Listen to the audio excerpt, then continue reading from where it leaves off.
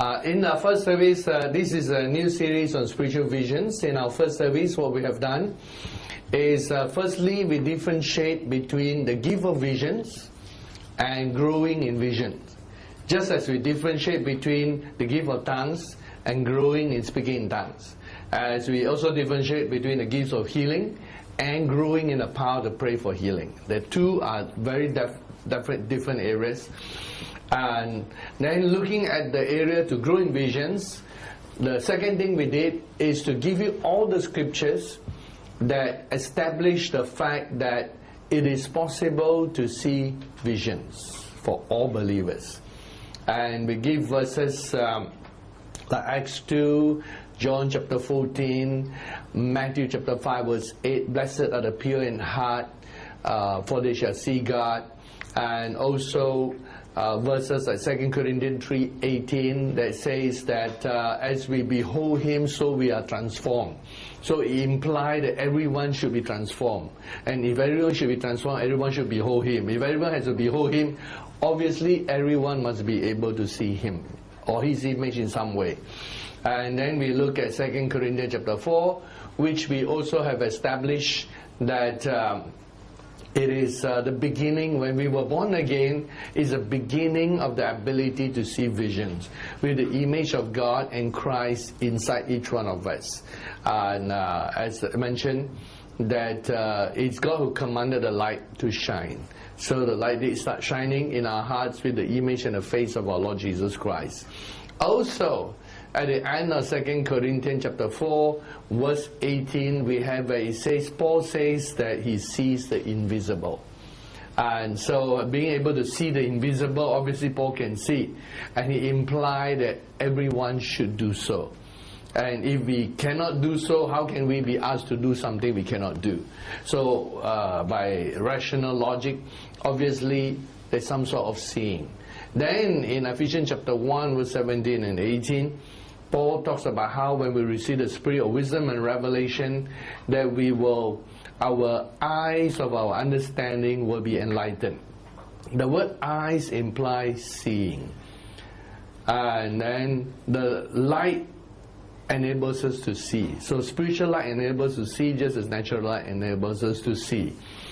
And so all these verses together bring us, and there are many other verses, I just choose a few select ones, enough to build a doctrine to establish the fact that when you were born again, there is an ability to see in the heart and in the mind. Not with your eyes. There's an ability to see in your heart and the mind that can be trained. Which is different from the gift of visions. Of course, if God give you the gift of vision or discerning spirits, then that supersedes the whole thing. And having done that, I did draw a chart. I also mentioned this area here. And let's say the one before here. I thought about how every one of us can think. Every one of us have thoughts. And every thought has a intellectual component, that is knowledge. Every thought will have some level of knowledge. There's an intellectual component to a thought. Every thought has a picture. You might not see the picture or necessarily know that it's a picture. Every thought has an emotional component. Every thought that we have. And like you might not realize, like sometimes the intellectual component is big, and then the picture component is small, and then the emotional component might be smaller. Or sometimes the intellectual component can be big, like this is ABC, and then the picture component is almost non-existent, and then the emotional component is there. It depends, each person is different. Sometimes you have a small intellectual component. Oh, let me take the color out. And a small intellectual component, and then you have a big picture component and a small component of a person's thought. Sometimes you have a small intellectual component, small picture component, and then it's a big emotional component. And a word contains all those pictures. And so I also talk about how if even if in your thought all you see are letters and words, like say I say the word cat, and when I say the word cat, most people will see a picture of a cat. But if I say the word cat, and all that you see is the word C-A-T, you know, your visualization is so bad. All you see is like typewriter, C-A-T. And then obviously, you know, the picture component is very tiny for you, but all you see the word C-A-T. But even words are made up of pictures. Like I mentioned, like the word ah, English speakers would use this picture of the letter A. But the word ah, Korean speakers would use this word. There's the letter A for Korean. See, we're using different pictures. And then the Chinese, is it include this box thing also? Yes. Okay, so this, for Chinese, this is the word ah. See, we use different scripts to write different sounds. So even those are considered pictures in a different sense. And having understood that, I say that the training for you in this seminar or in this series, we are training you to see with your heart and your mind. And so in this training process to see with your heart and mind, which is a very important component, it is the same like training your thoughts. Training your visions is the same like training your thoughts. And all of us have thoughts. You could have thoughts that come from the devil, yourself, or from God. So every day thoughts flow to your mind. The way to learn how to hear God is to learn to filter your thoughts and to know which thoughts come from yourself, which thoughts come from God, which thought might be from the world or from the devil. Then you could begin to learn how to hear the thoughts that come from God and how to hear God. So it's the same training. And the same way, all of us have pictures in our heart and in our mind. You have to learn how to differentiate which pictures come from God, which pictures come from the devil and the world, which pictures come from yourself. Once you could differentiate that, you can begin to learn the process of being able to see visions. It's the same training process. And so, to start with, we'll be more practical in the second service. If you can have a piece of paper, if you don't have, you raise your hand and then you get a piece of paper. Those online, you can do the same thing too. A piece of paper. And what we'd like you to do on this piece of paper is identify first where you are. At the end of this second service, I hope to help you to identify where each one of you are. And let me describe this little chart here. And I thought of redrawing it, but I said, okay, it's good enough. Let me use this one. And get a little piece of paper. Now, what is this chart? Now, maybe I should redraw this chart. And okay, let's get I need it to be slightly off-center. So, let me get this color. And those of you online can do the same. I'll help you.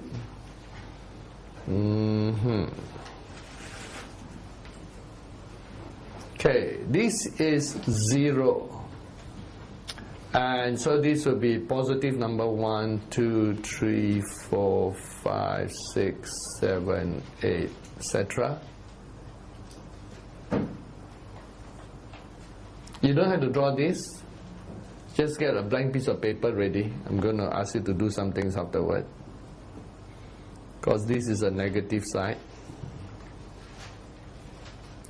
-1, -2, -3, -4, -5, -6, -7, -8. And because this is also -1, -2, -3, -4, -5, -6, -7, etc. Then this is positive 1, 2, 3, 4, 5, 6, 7, 8. And now, one of the things that many people don't realize is that, let's start with thoughts. It's the same training for thoughts, same training for words. And in case you need some scriptures to establish why we're doing what we're doing, let me throw in some scriptures. I like to do things that are biblical, and the exercise that we're doing is something important. Can you see the title of this chapter 10? Spiritual warfare. You might not realize it, but you are living in a fallen world where warfare is happening. Blessed are those who know what they are experiencing, and those who are ignorant, they become subject to circumstances. Which is why we need to always be aware of every thought and every emotion. For me, in every place that we go, there are different things that I sense. The first thing that I always want to sense is God's presence, presence of angels, or the presence of demons.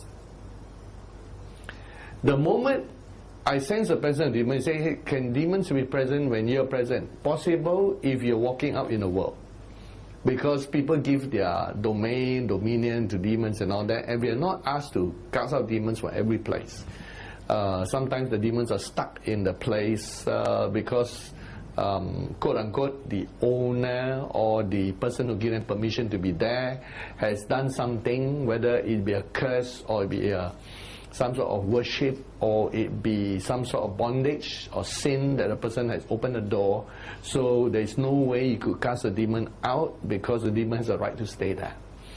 And so I'm always aware of the presence of God, presence of angels, presence of demons. Some Christians or some people are not aware of that.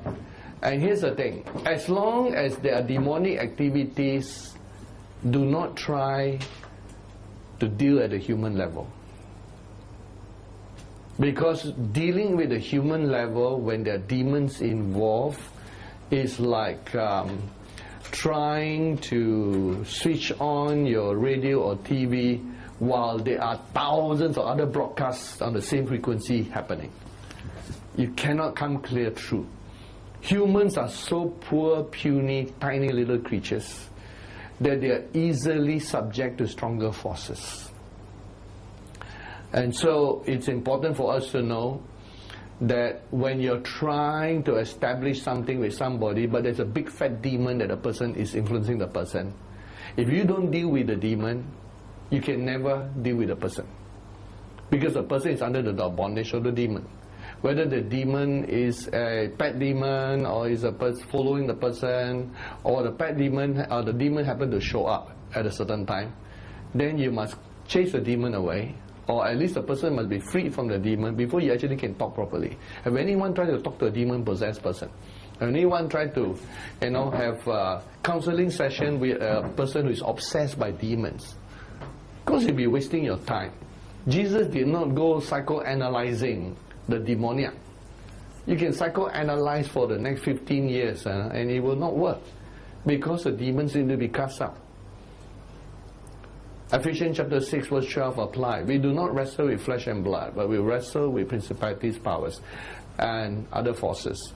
Remember that there is always a spiritual influence on everyone. There is no neutral. I'm sorry, there's no neutral. The Bible divides the world into spiritual or non-spiritual, light or darkness. There is no fence. You're either in the light or you're in darkness. Sometimes those who are in the light enter into darkness. Sometimes those in the darkness enter into light. But generally, most people are in the light or in darkness. This is in the Bible. In the book of Colossians, it tells us in chapter 1, you've been saved from darkness into light. Translated, actually carried from the kingdom of darkness into light. Ephesians also emphasized that you're now being brought into light. And where before you walk in the ways of the enemy, in chapter 2, in chapter 4, now you walk renewing God in the things of God. And so the first thing is to eliminate the presence of what I call alien entities in a person's life. And unfortunately, some Christians actually have bad demons in their life, especially when you have habitual sin, or you have unforgiveness, or you have an anger issue in your life. You will attract a bad demon. And occasionally it will try to rise from time to time. And so there is no solution. Demons just have to be exorcised, cast out. And why do I deal in this area? Because they will pollute your ability to think clearly and your ability to see clearly. If I don't eliminate that, how can I teach you to turn on your radio and TV? Right? You have an internal TV and radio that's given to you when you're born again. That is in the frequency of God. But unless you eliminate all those other channels, you will not be able to tune to the channel of God. So it says here, what we are doing here is spiritual warfare. And says, for the weapons, we do not walk in the flesh. We do not war according to the flesh. As long as somebody walk in the flesh or walk in demonic activity, the only way is to just avoid them. If they didn't allow you to cast out demons or take authority, you can't do anything. Question. When Elijah was confronting Jezebel and Ahab actually don't have a bad demon. Jezebel has a bad demon. She has a demon sitting on her shoulder, whispering things into her life. And as long as that demon is there, there's no way to help Jezebel. But Ahab, once in a while, when he's separate from Jezebel, he gets back to himself. Although he's a bad fella and influenced into bad, once in a while, you get a good thing coming out from him. And where is the other vision? When Michal came back and she was looking at David dancing when the ark came in, at the time when she spoke those words were not just out of unforgiveness. There was a demon sitting on her shoulder, whispering to her all the things that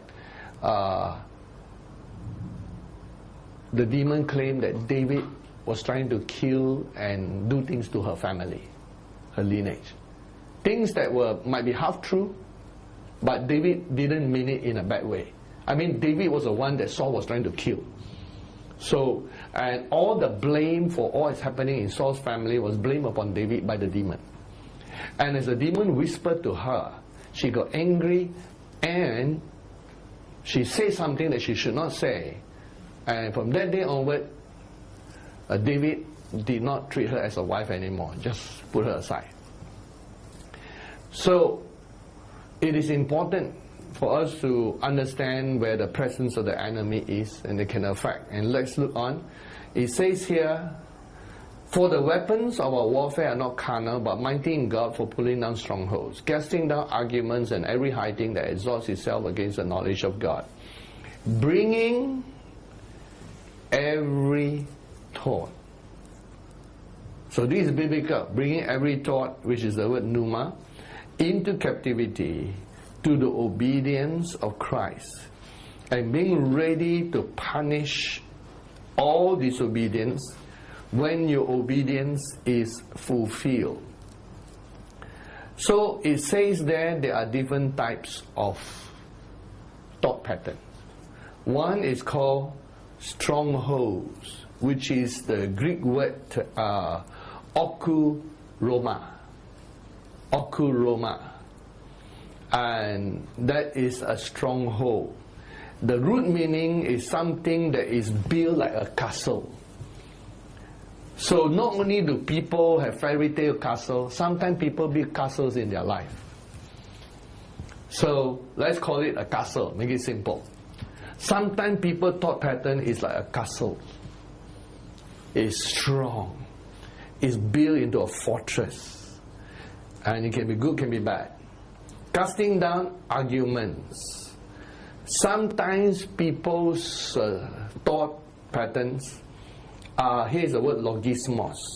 Logismos can be good, can be bad. Logismos is a word used, logizomai is a root form of the word logismos, is a use for the word when Paul reasoned in the synagogue. So he used the word logizomai.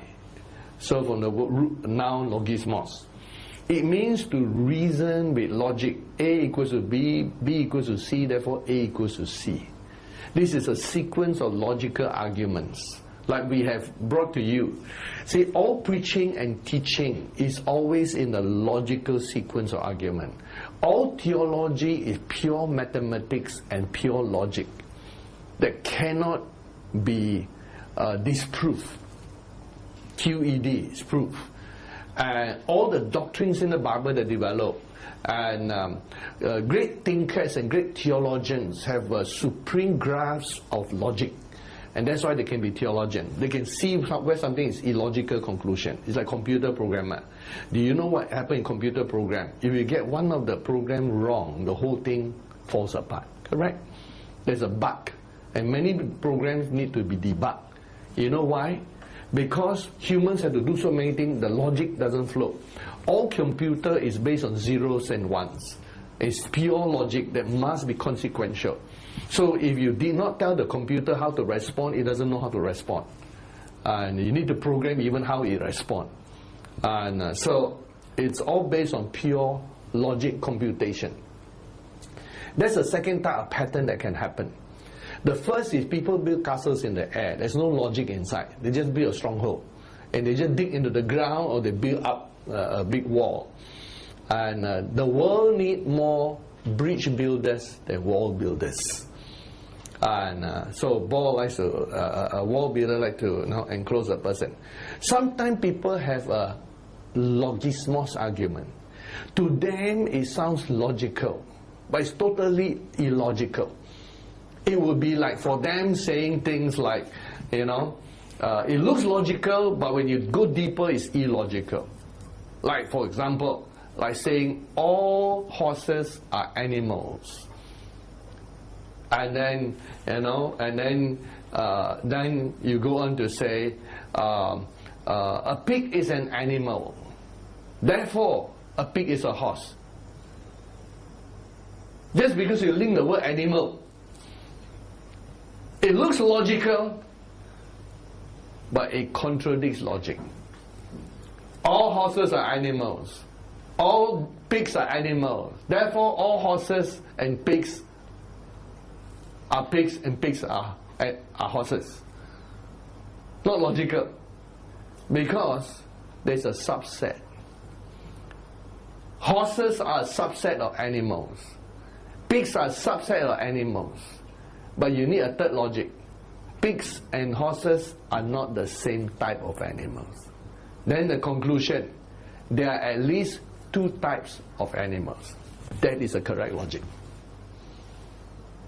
So sometimes a person's logic is flawed. You didn't do this, therefore you're like that. That is a logic from absence of doing something. It may be right, it may be wrong. You have done this, therefore you must be like that. Might be true, might not be true. Can you see? It's so easy to jump to conclusion. So that second type of pattern is a pattern of logical thinking, which is good, versus illogical thinking. First is building a fortress in God, which is good.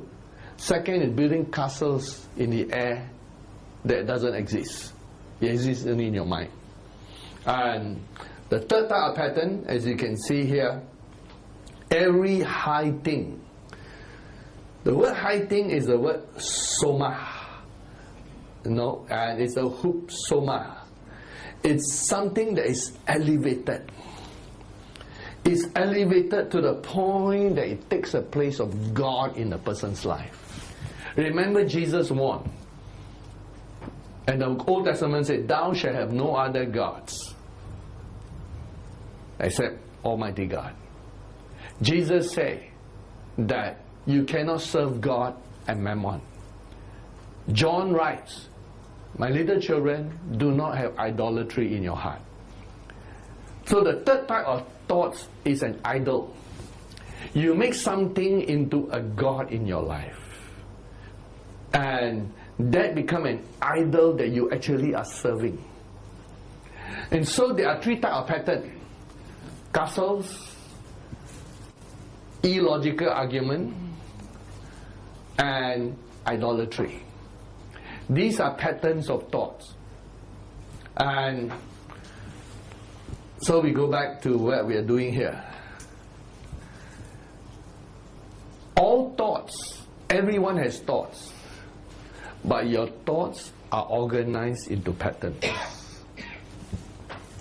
There's a pattern to your thoughts. If you want to change and be transformed, you must first be honest with yourself. If you are dishonest with yourself, no one can help you. That is called unrepentant, which means you don't want to see something that is there.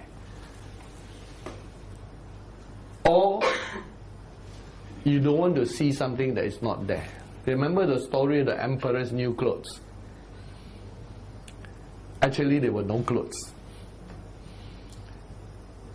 The fraudulent tailor told him, this cloth is so special no one can see it except only certain people. Actually, there was no cloth. So the emperor deceived himself that there was a piece of cloth.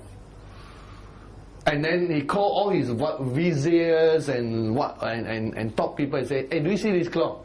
And they're afraid to say there's no clothing because they were told that only those who are not qualified cannot see. Those who are highly qualified can see. So they want to be qualified. So they convinced themselves there's a piece of cloth there. Until the king was marching through the whole town with this special cloth, until a young little boy said, the king is naked. And everybody like, hey, they've been tricked by this tailor. There was no such clothing, but the person really had fraudulent. So sometimes you're afraid to say something is not there when it's actually not there, because you convince yourself that it's there. Sometimes it is there and you convince yourself it is not there.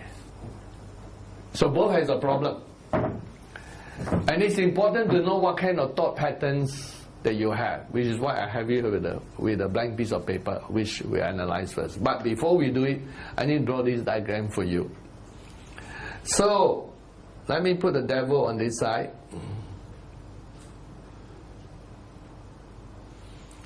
And then you reach the highest level, you reach towards God. Okay, let me see. Okay, I'll put the world on this side. And then you march towards God. Then, okay, let me use a different color. You have, as you progress towards God, peace, love, joy,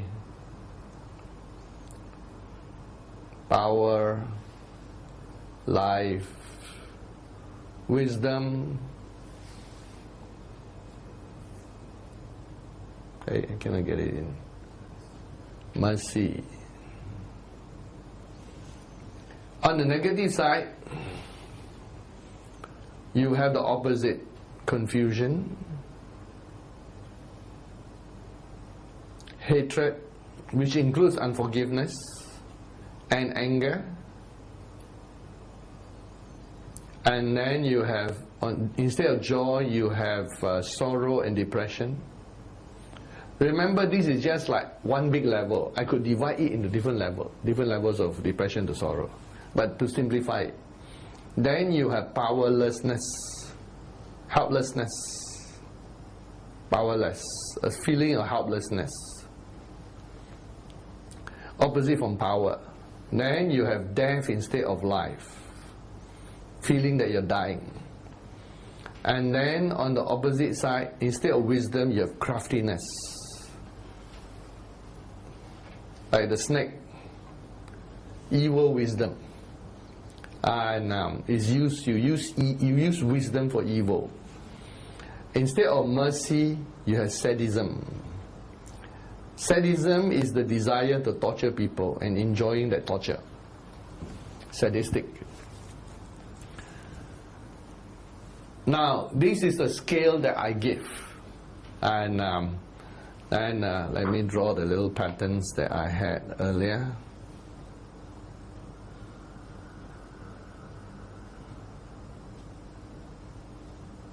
So we draw little patterns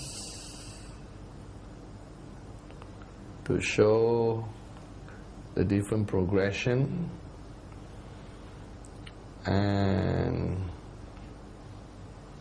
one can degenerate lower and lower into worse and worse dimensions. Now I can cross over.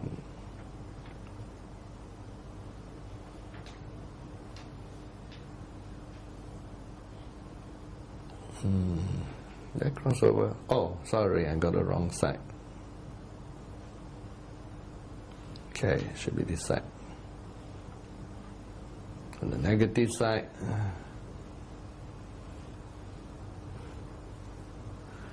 And of course you had that. The world, remember, is neutral. But it says do not be conformed to the world. So there's a rough gauge of where people are. On this side, I want to draw another line. At some point, a person becomes less worldly and become more spiritual. So here is where the spirituality begins. Here is still some level of involvement with the world. And on the dark side, there's a line you cross where you actually become more possessed. Line before that is obsessed. Demons are involved, but not too bad. Here's where you become more worldly. In an overall sense, everything on this side is love. Everything on this side is love. Everything on this side is fear. So all this will have fear involved, because Satan rules by fear, general area. So one side is love, one side is fear. That's why the Bible never asks you, if you love the devil, never. It says, if you love the world. So you need to use certain things of the world. You need a certain appreciation of the things of the world. You can enjoy living. You can enjoy the trees that God made. Enjoy the goodness of God. And so there's a certain level of love, but not agape love. It's just enjoyment. So love is on this side. Different areas of love, you need to learn how to enjoy the different areas. Now, I'm going to ask you certain questions to see where you are. First, put number 1 on your little piece of paper. Number 1 on those of you online, you have a piece of paper. Think about a cat. Okay. Now, a cat. What does your cat look like? Can you write down? Write down the color. I didn't tell you what color, but you have your own color. The size. And if you can, what type of cat? You know there are many types of cat. That's why I will tell you. So cat. Think about a cat. Okay. So if you find it hard to picture, then just say, what you picture. Now you finish. Now it shouldn't take too long to write cat. Number 2. When you're looking at a picture of the cat, what was the second thing that came to your mind? The second picture. The second picture, we're thinking about cat. Do you think about the cat's house, the cat's food, mice coming up, or something? When you think about a cat, there was something that came with a cat. Okay? Whether a cat cage, a cat floor, a cat in a house, or cat, there was something associated with a cat. What was the first thing that you saw that came with a cat? I only asked you to think about cat. You added what came with a cat. If your cat is all alone in a dark room with nothing, no house, nothing, then you just put nothing. But your cat came with something, and you write. What did your cat came with? A basket, a sleeping place.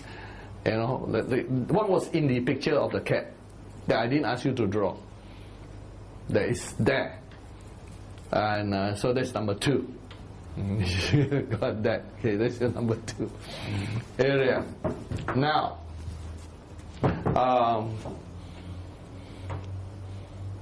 third area, and this I know is subjective. Some of us are cat lovers, some of us not cat lovers. And so, that cat that you have, you're seeing the cat right now in your mind, right? You're holding it in your mind. And the cat has something that you added, which I do not know what number 2 is. Right. Now, number 3. Another cat approaches. Another cat is approaching that cat. When that cat approaches the cat, number 3, what did they do? Did they fight? Did they say hello? Did they rub each other? What did the cat do?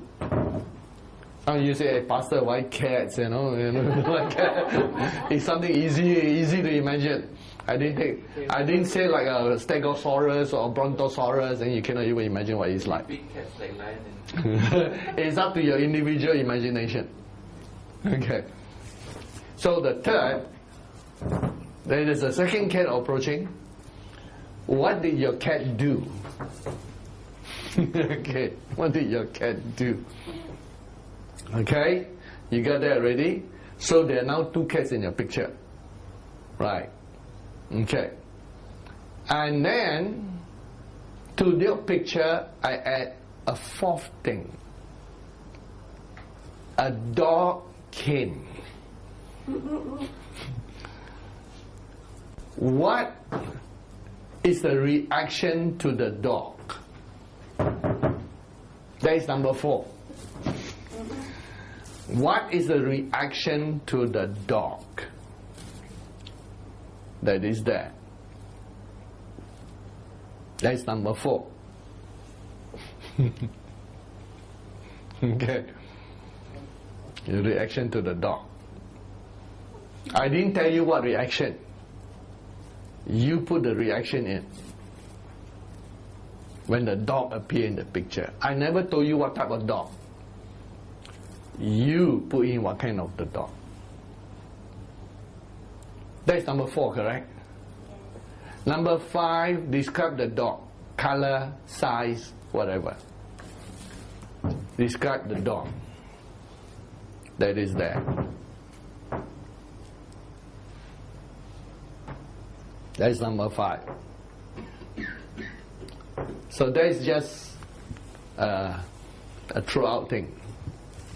We're in number 5, right? Yes. Number 6, everything is white clear. You see a sheep.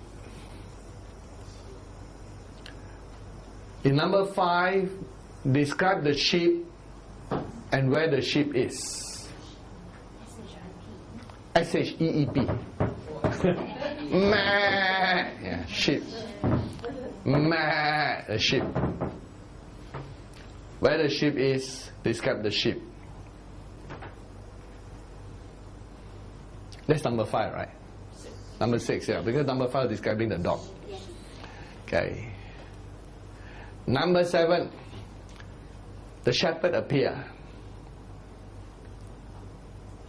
What was the interaction of the sheep and the shepherd? Describe what happened when the shepherd appeared. All very neutral things. Number 6 is there's a sheep. Number 7, a shepherd appear. So when the shepherd appear, what was the interaction of the shepherd and the sheep? So that's your own, you write down. What is the reaction? The shepherd and the sheep.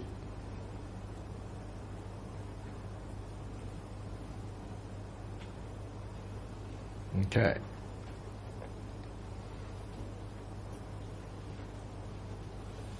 All right, now, no need to write your name. Bring in the piece of paper. Collect it for me. Thank you.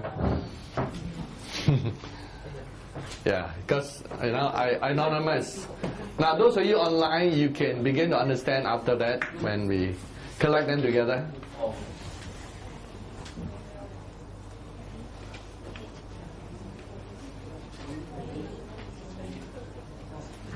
Okay. Yeah, bring all your piece of paper. Okay, draw. If you don't mind being unanonymous, I will ask you for more detail if you know that it's yours. I just want to protect everyone's privacy. I think, in case I reveal too much details, I'm not going to reveal your PIN number or your IC number or what that kind of thing. But in case we analyze too deep and you want to be anonymous, but you don't mind being a guinea pig, then that's okay.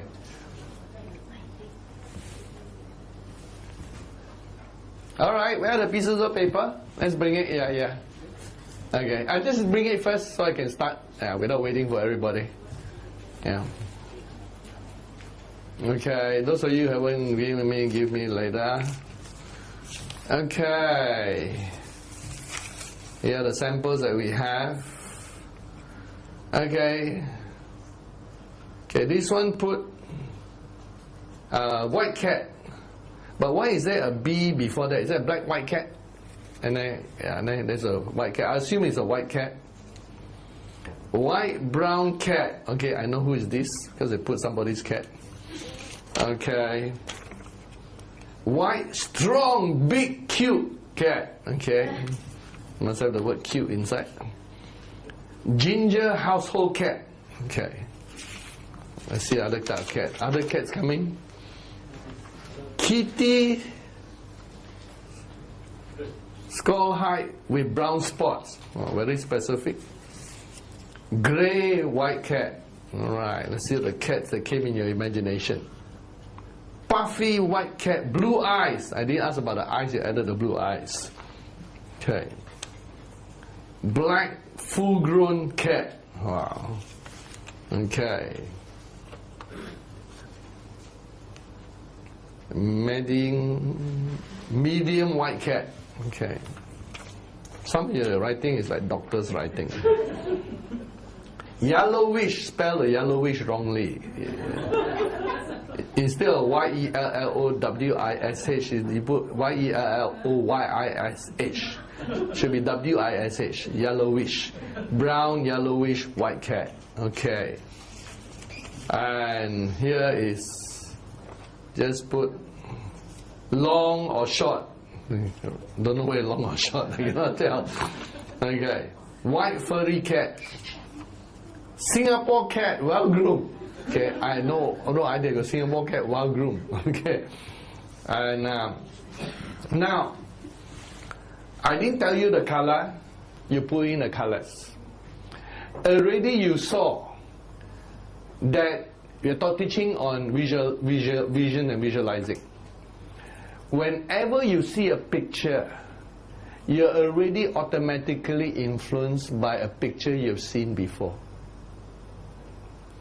Some of you mentioned one of your friend's cat. Some of you have seen this type of cat before, and you describe it. Some of you, I didn't ask you to visualize Singapore cat. I mean, you could have visualized a jungle cat, but you already visualized Singapore cat. So all your pictures that you visualize are immediately influenced by your past and by your experience. You couldn't help it. You couldn't help it. Because you couldn't visualize a cat outline with no colors. You put the colors in. Some of you see white. You know why you see white? Because inside you, subconsciously, is a desire for purity.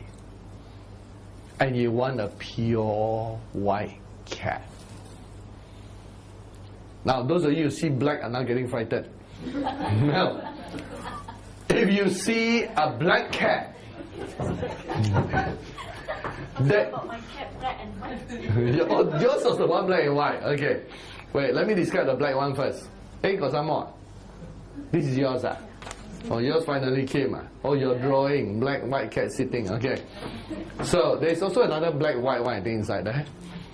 If you see a black cat, it's not necessarily bad.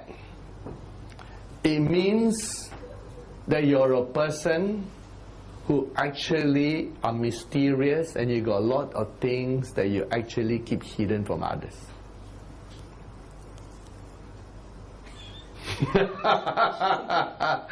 Okay, your characters are not coming out just from cats. And and you are also a person who tend to be those of you with black cats, we'll talk about the other colors later. You tend to be a person of black and white.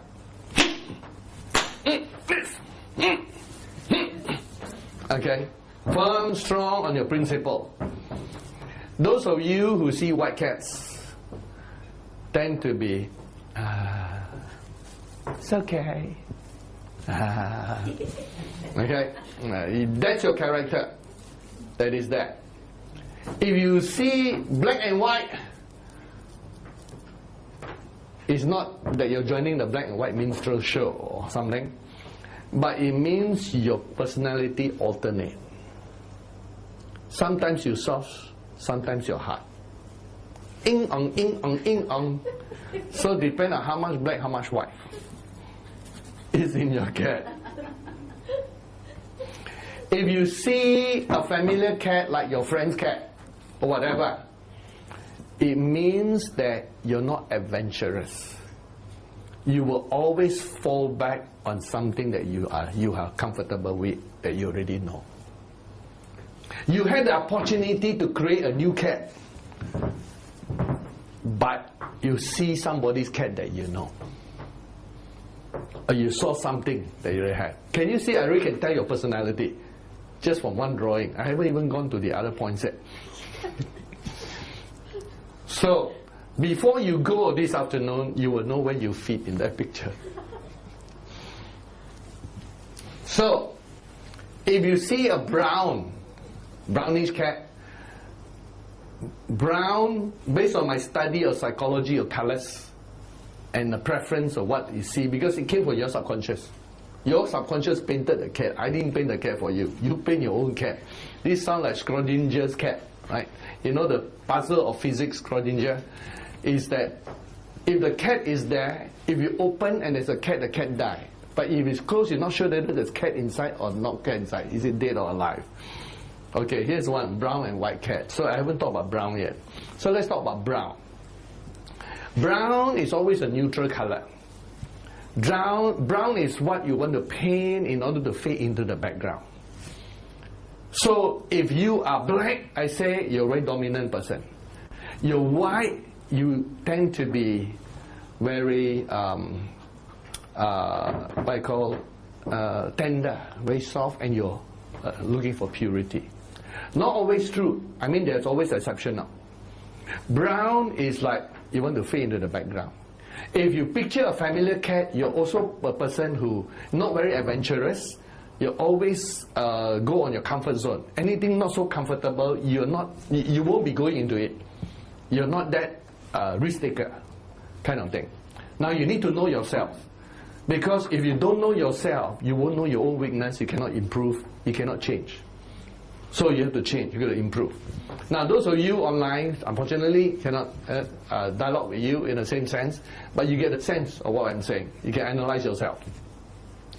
And if it's a mixture between brown and white, then you know they're a mixture of those two characters, just like a mixture of black and white. So you alternate between the two. If you add polka dots to it, depend on whether you add it or somewhere familiar you saw. If somewhere familiar you saw, then you're classified as just seeing a cat that you saw before. So it's like you're someone who is very cautious. You're not someone who go into a new area. But if you personally added the polka dots, and create some sort of obscene looking, fantastic, non-cat-like funny creature, then polka dots usually speak of gaining attention. Dots that are there. So if really you created that, then a part of your nature is attention seeking. You could be demure, but you got this big red polka dot all over. It compensate. You want to seek some attention to a certain extent. Now, here's the other thing. Are you okay? Only if you want to review yourself. Sometimes. Okay. How many here don't mind me talking about their cat? I need a few volunteers. Your cat. Okay. 2. What color is your cat? Fluffy white. Fluffy white cat. Okay. Are you the firstborn or lastborn or middle? First. You're the firstborn?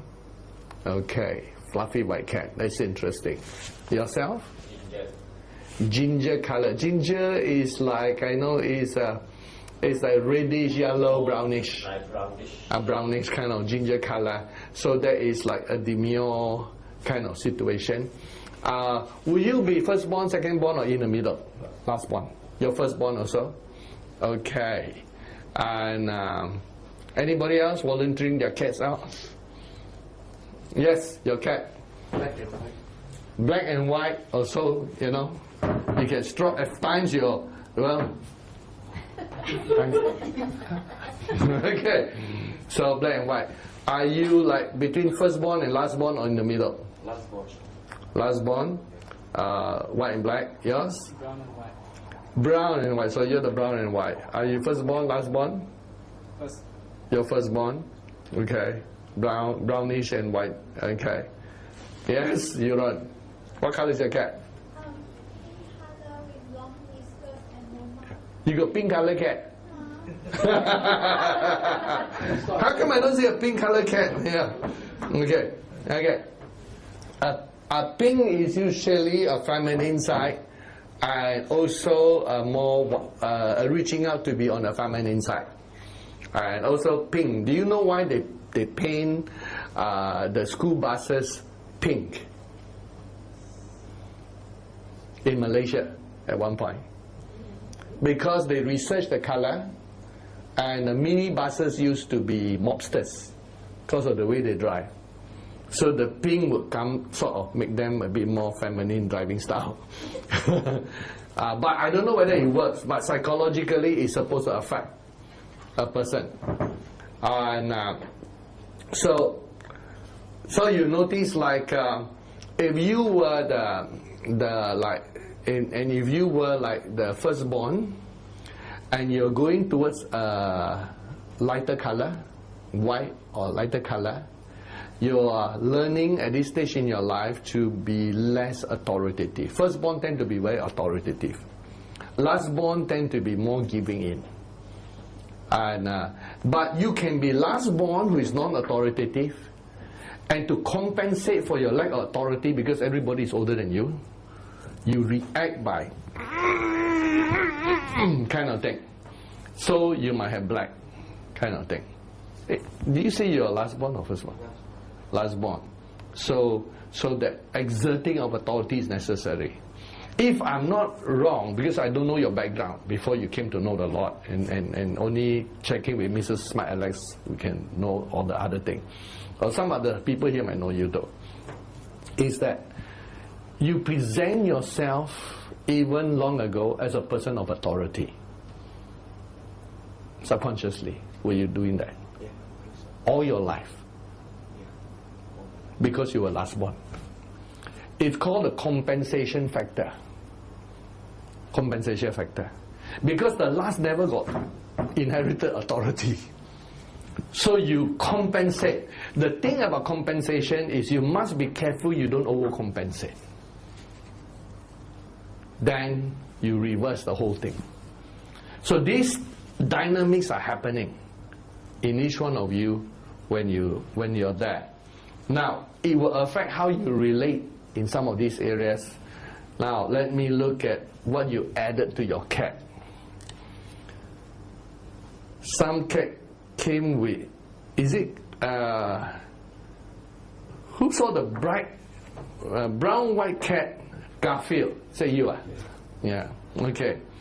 Came with glasses ah? Your cat wear glasses. He saw Garfield.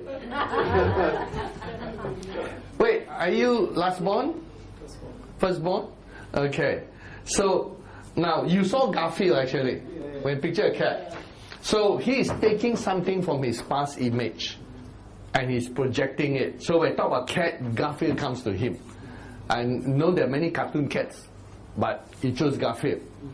And he pictured Garfield. And then Garfield is wearing glasses.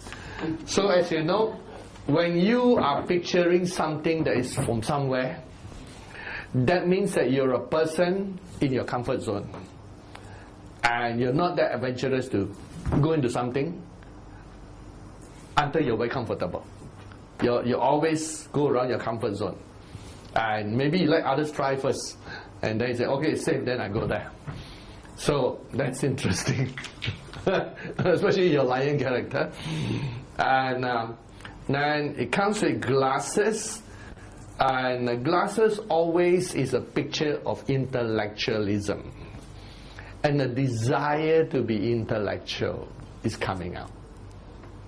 So he desires to be intellectual. And so all these are coming out in what you add to your pussycat. So, and by the way, I prefer dogs to cats. So I just use cat because it's easy for people. Now here's another one, this Singapore cat person. The black, particularly the black cat has a collar and well groomed.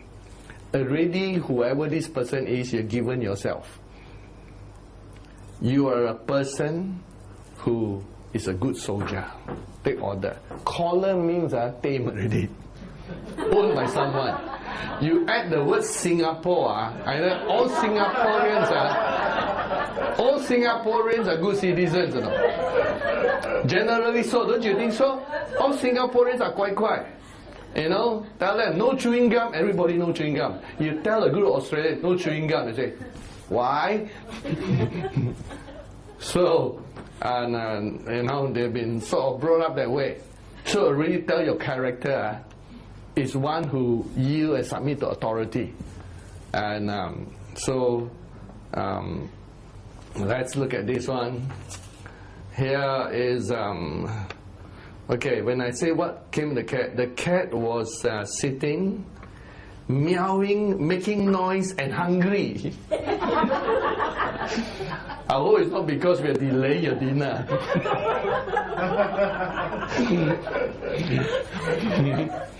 When you project hunger into your cat, hey wait, this is yours. The cat is hungry. It's a black-white cat who's hungry.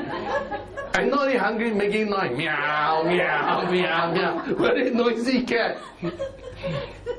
Now, a hungry cat shows that cat is not fully fed. Something is missing. This reveals a sense of inadequacy or insufficiency. Say, wow, then I should have made my cat fully sitting down like Garfield. You know, Garfield is very fat. He's actually an overweight cat.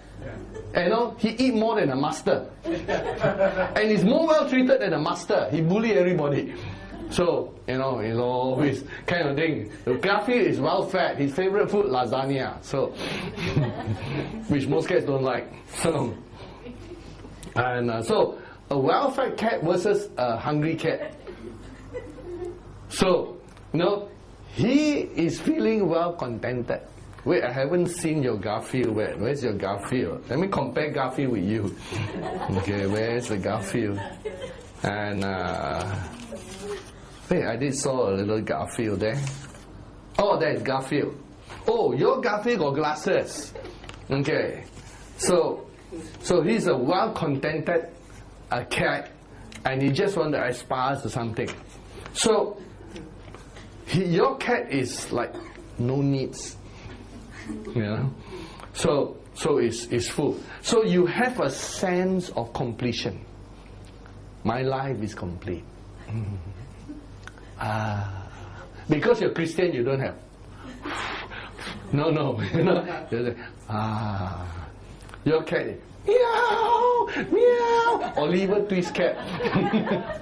So it shows a sense that no matter what you have, what you receive, you still feel inadequate.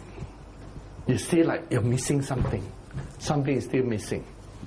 So the thing about it is, you need to find out whether there is hunger for God, and you need to learn how to be joyful and contented.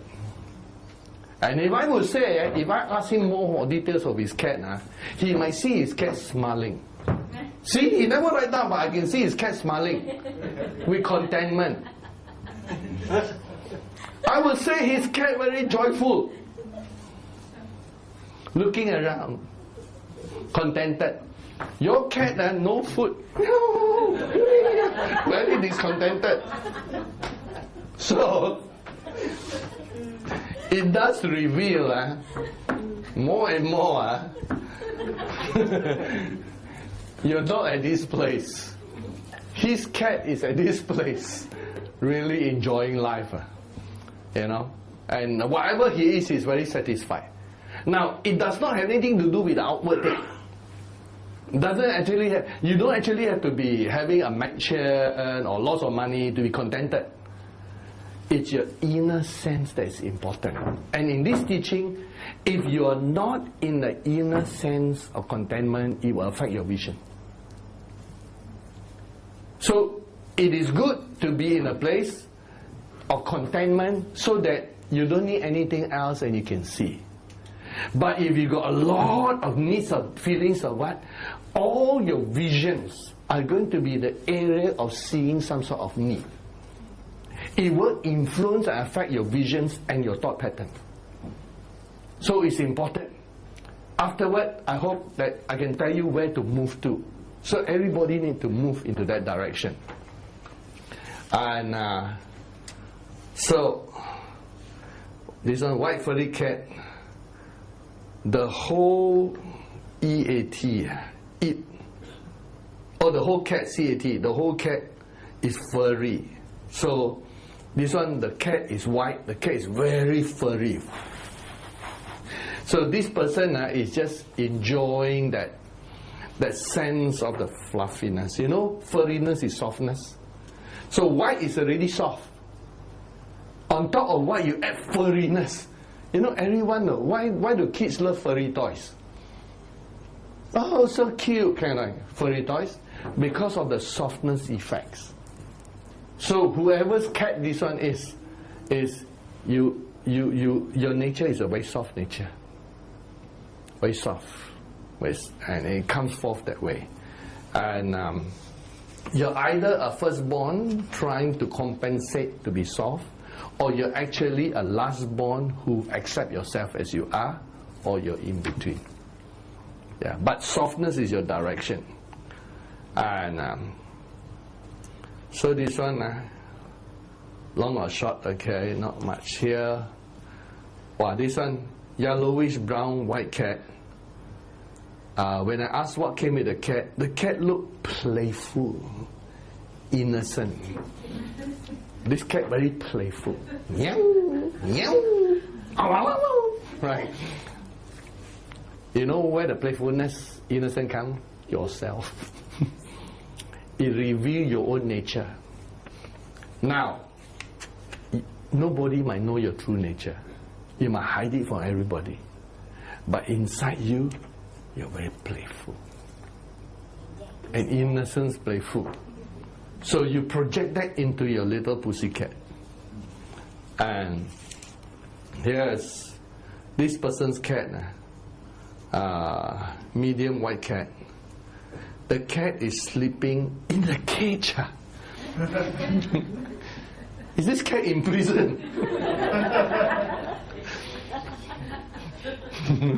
If you are the one seeing this cat in prison, you know, you are the one in prison. You project that because of all the thousands and millions of thoughts. Prison came. Something is making you feel in prison. You might have to explore what it is that causes you to feel in prison. So you got to explore, look at that, because you added the cage.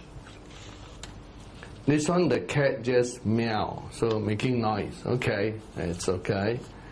This one, the cat's eyes are blue and fluffy. So this one keep emphasizing blue eyes. Number one, already saw the puffy cat with blue eyes. Then what is the cat doing? The eyes are blue and puffy lah, kind of thing. Double emphasis, you know, so attract. So this one, this cat, the one who see the puffy white cat with blue eyes, and now blue eyes are unusual for cats. Only certain cats have blue eyes. Most cats have green eyes or other color eyes. So the fact that you associate blue eyes with it, blue eyes are like, I know the Northern Europeans have a gene for blue eyes, and blue eyes to most people look nice, and to Asians is exotic. Exotic. So this person has an exotic nature. I wouldn't be surprised if right now all the things you buy are exotic. If I go to your cupboard and house right now, I will see everything you buy very exotic. Right? So people's tastes are here, but your taste is slight level. So that is your character that has come out. And you put the exoticness into your cat also. You know, wouldn't be surprised if this cat have a few ribbons here and there. Very exotic cat. And so it is your nature. And when I mention all this character, you must ask yourself why you are having this character. Because if Jesus were to draw a cat, and if Jesus were to write what the cat is doing, what type of cat do you think Jesus would draw? Happy cat. What color? White cat, yes. And try to associate the character of Jesus with a cat. White cat. A loving cat. Because that's our Jesus, his nature, projected into a born-again Jesus cat. So, your character comes forth. So, yeah, what is the cat doing? Just put the face, see the face of the cat. And then a cat with brown spots. Brown is not bad. Brown is, spots are attention seeker. Because when you draw a spot somewhere, anywhere, the spot draws a person's eyes. Babies are attracted to spots, especially when there's two spots look like eyes. And but brown is a bit light. It's like demure, but yet a part you say, come here, I want your attention. Not too much, just a little bit, I want to stand up, kind of thing. This is your character. And then you put the word, what came with the cat? Cute. See, I told you, the cat wants to be cute. So the cat looks at you with kind of eyes, you know? So they just want to be cute. So it is, this is a person's character.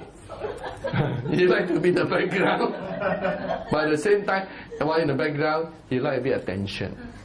You like some attention. And so here's a ginger colored cat. Ginger one is yours lah. A long piece of paper. Okay. What is with the cat? Well, his cat came with cat food. Cat food on the floor given by people.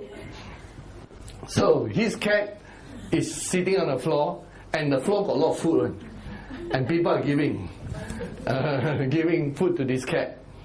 And so, in his mind, in this picture, he is like right in the middle of a place where he is able to associate with everyone and live with everyone, and he give and take with everyone, and he's like having some harvest in his life here and there, kind of thing. So I would say it's a cat that's quite contented. A cat got food to eat if he wants to eat, anytime that is there. So there's a certain level of contentment on your cat that is there. This cat is playing, again, very cute.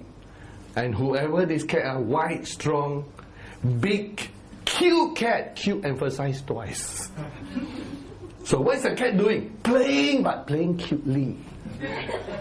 So again, the emphasis, white, purity, and cute wants a little bit attention. And this one is somebody's cat, and you see the cat as loving. That shows that whatever it is, inside you, you're actually a loving person. People might not know it, but you are. And you do care for people. And so, here, what is this cat doing? The sound it makes, so this cat making sound. So that's it. Now, we see what happens when the new cat comes in. Okay. When we introduce a second cat. So, fierce cat visitor. Hum up, hair raised.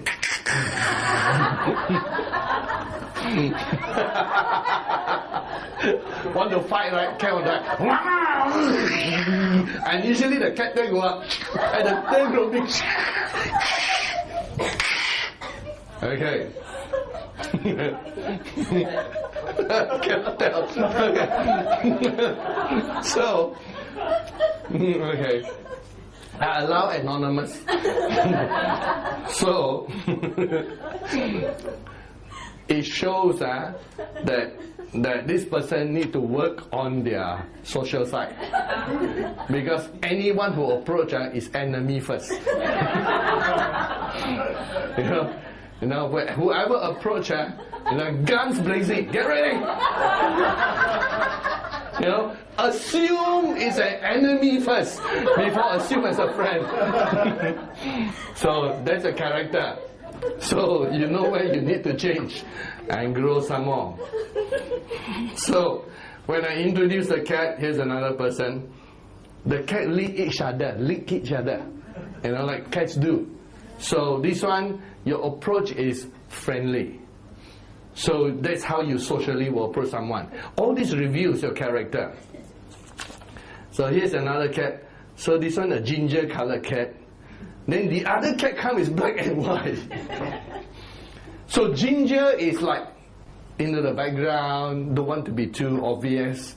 But the next cat that comes black and white, black is authoritative, white is soft. So it's like there is a perception of that. And then the black and white cat sniff the ginger cat like all cats do.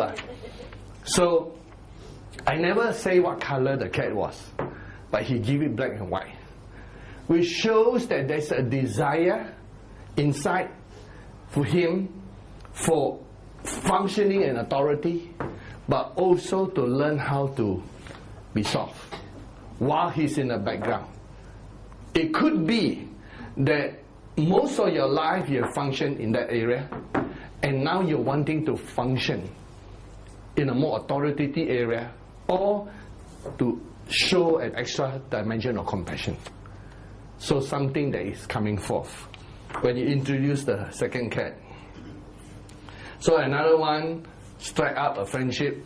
Okay. Next one, this one, the one with the brown spots and cute cat. When the second cat comes, they stare at each other. So this is a different approach. This one is you're always checking people up. Your habit, unlike the other one, they're all guns blazing. Enemy first. This one is stare at the cat, but check, check, check. Inwardly, your nature is staring at people, checking out.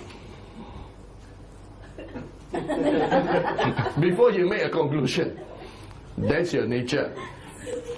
So, this one, the cat rub each other. I guess it's friendly. And then this one is the blue-eyed cat.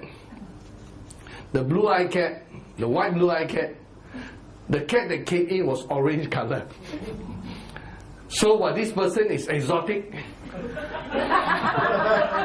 fluffy, and the cat that came in very plain looking. I didn't ask you to add the color, you add the color. So the orange color, I presume, is like orange, ginger orange, not the bright. I assume it's not like orangey, like the orange, but it's the ginger color, orange. It's like you also want, while you're exotic, you're all this, you also want to blend into the background, kind of thing. And they play together, so it's a friendly approach to everyone, socially. And then this black full-grown cat. Then the cat that came in was white, snowy, and happy. Have you noticed something? Everyone wants to interact with something that can complement them. Not like, I'm white, I want white. I'm ginger, I want black and white. And then black and white want ginger. You sense a compliment. You want something that adds. And every one of us is the same. When you socialize, when you make friends, you want something added into your life that you yourself did not experience. Something different. That's good, that's refreshing. So this one, a black cat person, fully grown, snowy cat come happy. So you are a very authoritative person, but you do want to experience the other side. Softness. And there is this other cat. When the other cat come, another cat staring. Okay, another starer cat when the cat came. And then the other cat come, and another cat looking at my cat. The cat looked back, so kind of staring, a lot of staring going on. And number 3. Same type stand side by side. So this one is like wanting to be inclusive. You see a similar cat, then you want to conform. Instead of a contrast, like ginger color, see black and white, then you want to add more different things in your life. If the other cat come in is sama, same, and then you're a person who like to conform. If I added a third, fourth cat, probably the same. All like soldiers. Because you're a person who have a certain level of inkling to conform. It is your default nature. And here is the other cat. Cat again look at each other. Depend on how strong the look that you're seeing is how you actually look at people. Another cat came, was welcomed by other cat, became friends. So there you are, your default social nature. And another cat coming, yours looking at each other, friendly look. Okay, so they are, before becoming friends, check each other out. And this one, curious and examine each other. And so that's the other cat. Again, most people need to check with each other, so that's fine. That's the majority that you see here. Now, when I introduce the dog, when the dog came, is a golden retriever. Both cats look at each other, was calm, and I can't read the writing. He lives with it. That means he accepted the golden retriever, and the golden retriever was beige color, which means I introduced the dog because the dog can be either friend or foe. Dogs do friend with cats sometimes, but generally it's perceived to be foe. So the reason I introduced the dog is to see how you react to the dog, your cat react. And if your cat react like, in the end they live with it, That means that you can live with enemies in your life. Because everyone in life will have people who don't like you. So whoever this person, you could live with having enemies in your life. It doesn't ruffle your feather. You live with it. So that was important to introduce the dog. So this one is, this is yours. Okay. Wow. He says, your dog is very fierce and big dog. So it means that if there are people who don't like you and there's enemies, you see them as bigger than they should be. And then you get affected by how fierce they are. So the thing you must balance is try not to be affected by having enemies. Everyone have enemies. In fact, your enemies must become like ants. They're just on the pathway. They have nothing to do with your life anymore, and you move on in your life. Everyone in life have to grow up to deal with enemies. And how you deal with enemies is a sign of how much you have grown. And so when the dog came in this person's life, the dog barked. And it was a black dog. Wow, that means in this person's life, that short hair, medium.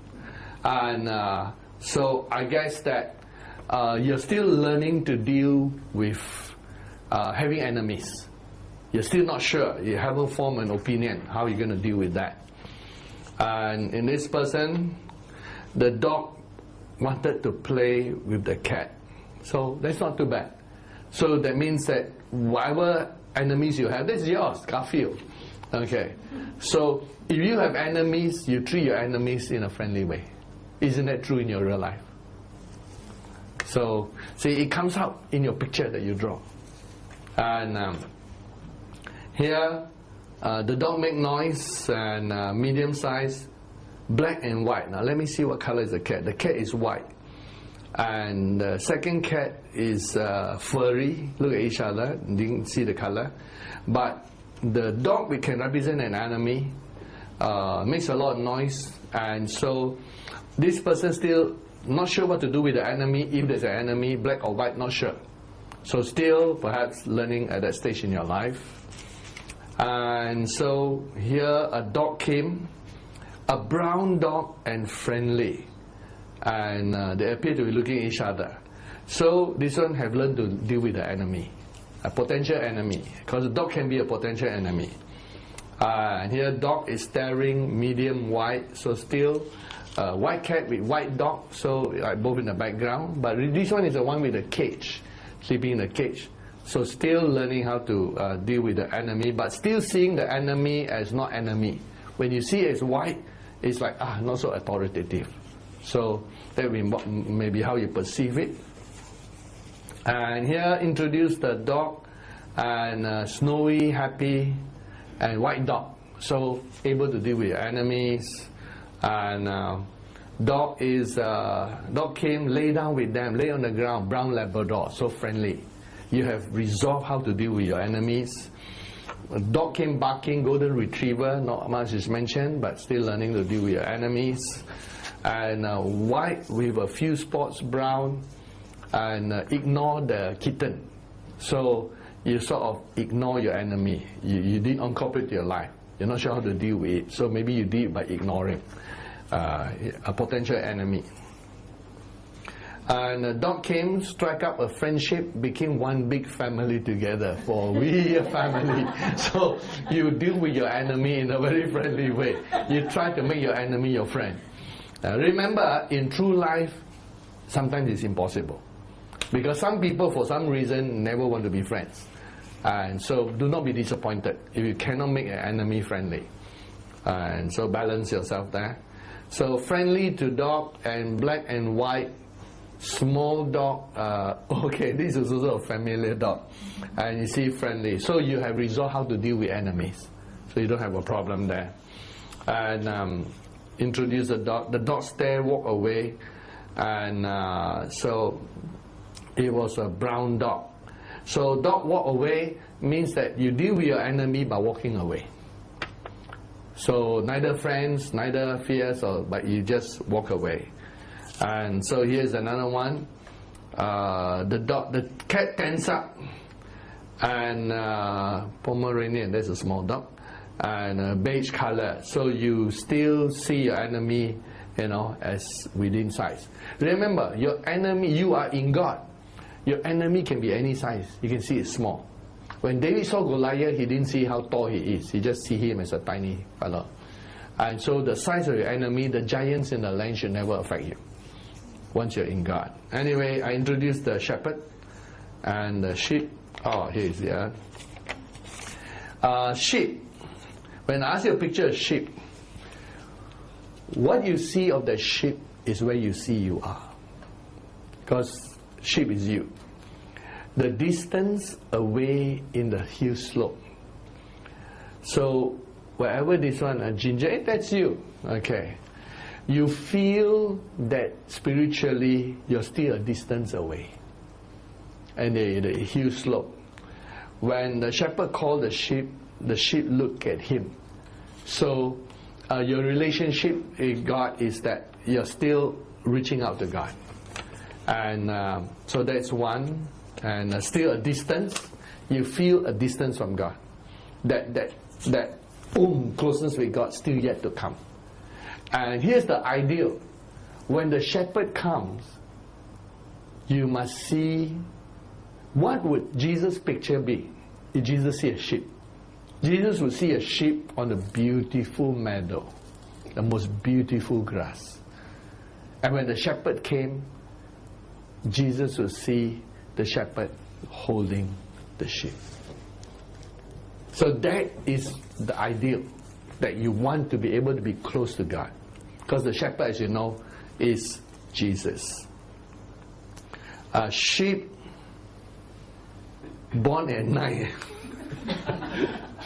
So, troubled times. No, sorry, the sheep is at the bar, not born. At the bar. This is your...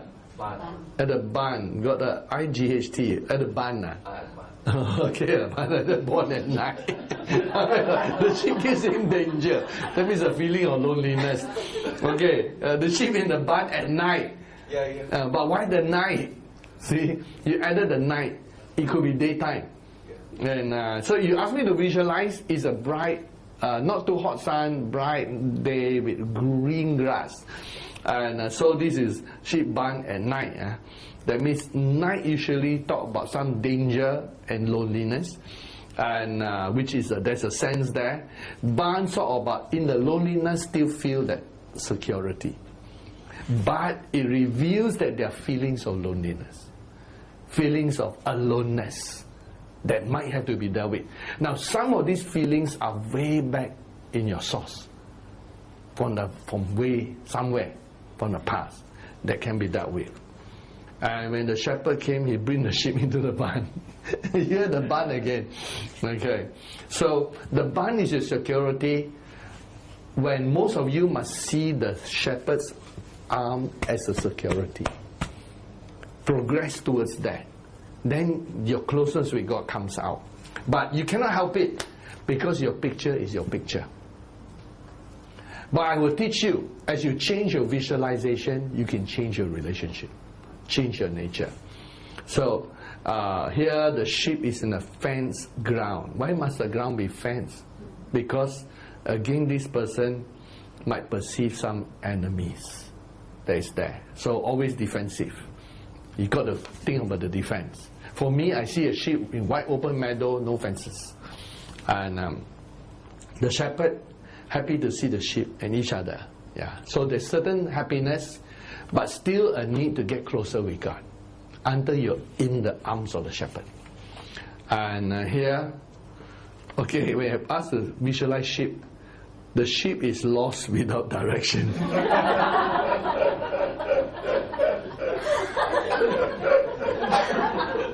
So, this sheep need help. On your inside, you still feel lost. You still wanting a direction. So you're reflecting. Now when the shepherd came, you're comforted, and the shepherd stroked you. Well, that's not bad. That means you're feeling some touches from the Lord, in some comfort. You're in the process of being totally whole, totally touched. But at least you can see that happening.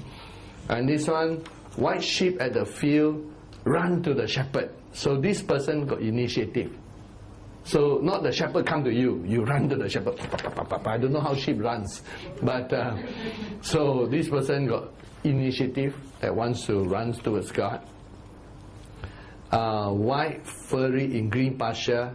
Shepherd came, stroked the sheep. Okay, not bad. So there's some close relationship. Sheep in the green grass before a lake. Good, you added the lake in. A sheep ran to a shepherd. Shepherd taps sheep's head. Not quite quiet. And then they walk together. So you sense that walking with God that is there. For me, I like to be the sheep carried by Him. So, so here, sheep on the grass, shepherd appears, sheep hears a voice and obey. This one, this person hear and obey one all the time. Your relationship with God. Hear and obey. That's it. Your relationship with God. And here is another one. And the sheep is tame. And then the shepherd comes. Shepherd was very loving. So that's not bad. And here, white sheep like a lamb. A shepherd. Well, this one from your shepherd. Let me see the other thing. Okay, you're friendly and then your cat is innocent. Okay, your shepherd got Jewish look. So where do you put the Jewish look in your shepherd? Okay, so that seems to strike you. This person got a yellowish and brownish white cat.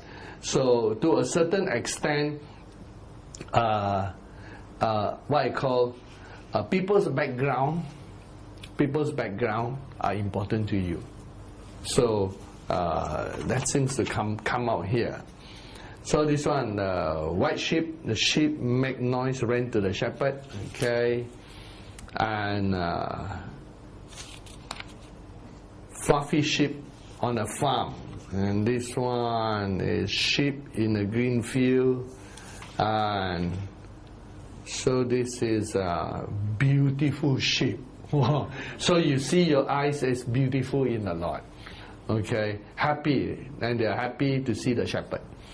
And so this one is white clear sheep in a farmland, and green peas, very peaceful, going to the shepherd looking for food. Okay, looking to be fed by the shepherd. Can you see that all this and every image you see will reflect something of you?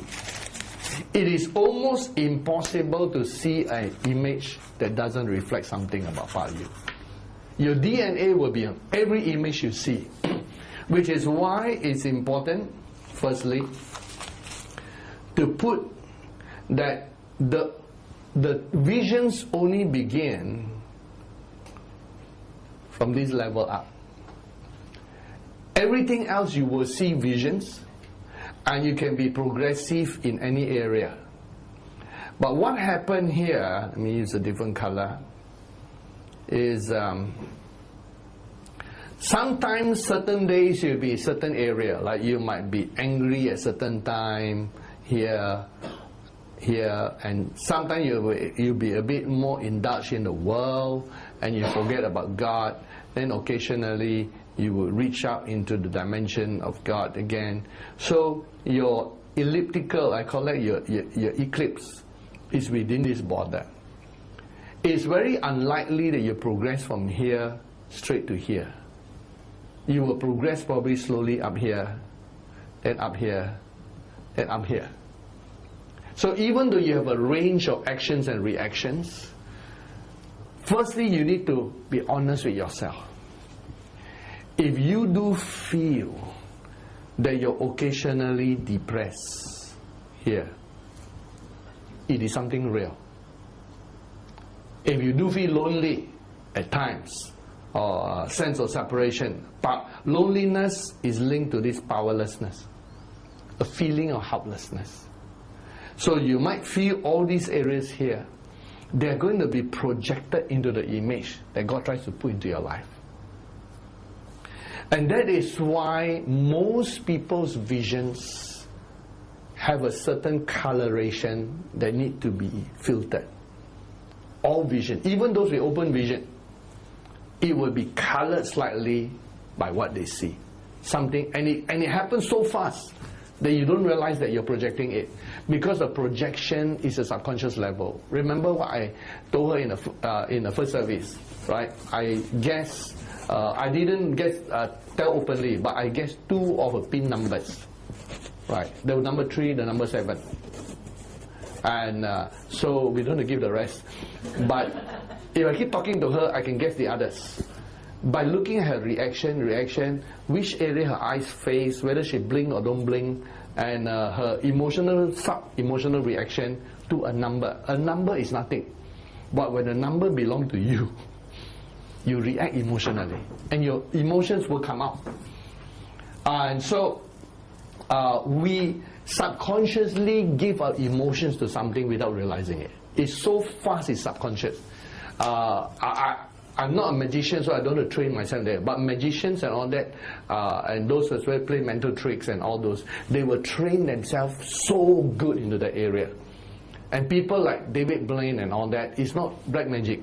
They actually train themselves. When he bring out frogs from his mouth, it's because he actually trained to put the frog into his stomach and vomit it out. It is an actual thing. And then he went to, and then he could swallow a lot of things. He's trained his body differently, and for the sake of whatever his profession is. And so remember, each one will have to give time to whatever. And for us, our pursuit is spiritual growth. And so we train ourselves in that area. But if you work in particular area of your life, whichever area, if you're a business area, make sure you're the best businessman in that area. If you're in clothing, make sure you know everything about clothing. If you're in bags, make sure you know everything about bags. Like your Singapore guy, Charles and Kit. I've been looking at some of their designs and all that, and been with some ladies looking at that. I say their prices are quite good, right? They're not the hundreds of dollars. Most of their bags are only about 50, 60. And then the designs are also very good, and the quality is pretty good. So that's why they hit the market. So they know. And then recently I also saw in Malaysia there were these 2 or 3 people, and they decided to produce a t-shirt that is, I think it was about $49 or something, but they wanted it to be the best t-shirt that anyone ever bought. So they researched all over the world. So when you do something, you need to actually be a master of your craft. And then you stand heads and shoulders above the others, and then you might make a niche in the market. That is that. Like, you know, no matter how many cars people buy and sell, in the end, people might move technology from petrol to electric. But let's say in the end, everyone is making electric car. Then you know what people will buy? People who will still buy based on the brand they love and the brand they trust. It will still come up in the end. So when the market is saturated, everyone has a phone. Guess what people buy phone for? Their phone has to be special than anybody else. And so when you do any research in any area, when you want to grow in any area, you want to be the best of the best of the best in those areas. Which is why for me, if I'm a Bible teacher, then I want to know every verse in the Bible. I don't know. That's my job. That's part of my calling. So whatever you do, you put in the best that you have. Whether it be secular job, whether it be a profession that you work at. And when Daniel was a chief minister, a prime minister, he did his best. When Joseph was, he did it so well. Remember, these people succeed in the natural. They didn't just succeed with God. Joseph succeeded in Potiphar's house and become the best servant that Potiphar ever had. Even when he was in prison, he was prisoner number 1. So much that they trusted him. So it's not so much what you do. It's the attitude behind what you do. Who wants to be in prison? Nobody. But since he's there, he's going to do the best he can with whatever resources he had. And in prison, you don't have much resources. So it's important for us to have this attitude. Never blame anybody for your life. Never blame your parents. Never blame your friends. Never blame your lack of opportunity. Whether in prison or in Potiphar's house or in a palace, in Pharaoh's palace, You just make use of what you have. Your attitude is the best attitude in life. Remember also that the things outside you don't have to make you happy. Because who can be happy in prison? He wants to get out of prison. Even 2 years before he can get out, he's asking the butler, remember me. Joseph reminded him. So, everybody wants to be in the best circumstances. But sometimes it is not your control. And we all know one thing. The people who are very rich today, the people who are at the top of their career or top in the business, or multi-billionaires or all that, they are not there because they are the smartest. They are not there because they are that clever either. But we sometimes are too blind to that. They are there because sometimes it's fortune favors them. You have the right opportunity that nobody has. You're in the position that nobody has. And you happen to have the right set of skills to get out there. And it doesn't mean that you'll be good in any other area. It just means that you make the best use of your life. And everybody, I believe God is a fair God. No matter whether your life is difficult or not so difficult, or golden spoon or no spoon, half the chopstick, there will still be opportunities that advance your life, to make your life to be happier than you can be, to reach a certain happiness and joy in life that you can, if you learn how to progress slowly with the right attitude. But in order to progress, we must admit what is the truth. And one of the things I have to admit in my own life as I was growing up, as walking with God, that I actually is the person who is haven't tasted much joy in my life. All through my upbringing and all those things. Although I was contented, I hide myself in books, but I don't have much of a social life. I have to learn to enjoy myself. So I have to change my character. I have to learn to accept things as it is. And find your joy.